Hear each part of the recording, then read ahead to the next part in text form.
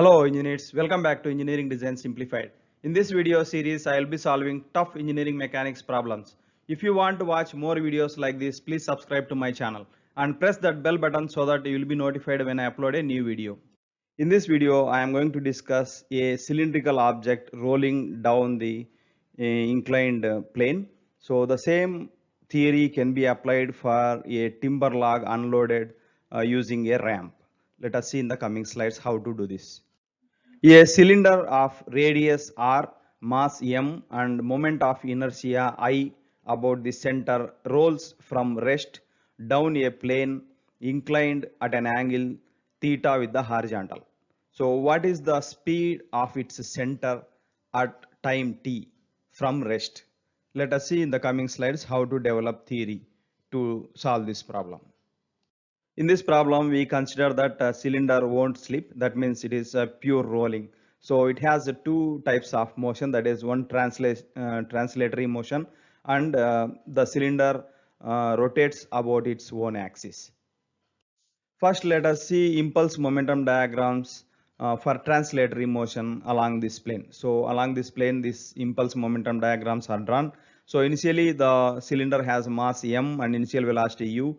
So in this case, u is 0 since it is starting from rest. And impulsive forces on this cylinder are the weight component along this plane. That is, weight is acting vertically downwards and angle between this and this, since this is theta and this angle is also theta. So component of weight along this plane can be written as mg sine theta. And another force F, that is frictional force, acting along this plane like shown in this figure here. So that is also shown here. F is acting this direction and mg sine theta is acting this direction. So the final momentum of the cylinder is its own weight and it has a velocity v. So now let us write impulse momentum equation. So impulse equal to change in momentum. So that is written here. So mg sine theta minus f into t equal to m into v minus u. So in this case, u is 0. So this equation will become mg sine theta minus f into t. So this is impulse and this is change in momentum. So mv. So let us call this equation 1.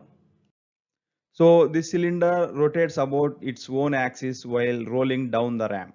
Now let us see impulse momentum diagram for this rotational motion. So initially the cylinder has moment of inertia I0 and it has initial angular velocity omega 0. So omega 0 in this case is 0 since it is starting from the rest. And impulsive forces on this cylinder are there is only one force F is acting at a distance r from the center. So that is the only force that creates rotational motion for this cylinder. So that is written here. So this normal force won't create any rotational motion. So only force that is acting on this cylinder is F at a distance r from its center. Now here the final momentum is it has angular velocity of omega and moment of inertia I0. So now let us write impulse momentum equation for this rotational motion. So the impulse equal to change in momentum. So in this case, the rotational. So F into R into T equal to I0 into omega. Let us call this equation 2. So in this equation 2, we can write omega equal to V by R. V is the linear velocity, R is the radius of the cylinder. So this equation 2 will become F into R into T equal to I0 V by R. So that is further it can be further simplified as F equal to I by R square into V by T. So let us substitute this in equation 1. So in equation 1 we have mg sine theta minus F into T equal to M into V. So in place of F, let us substitute this one.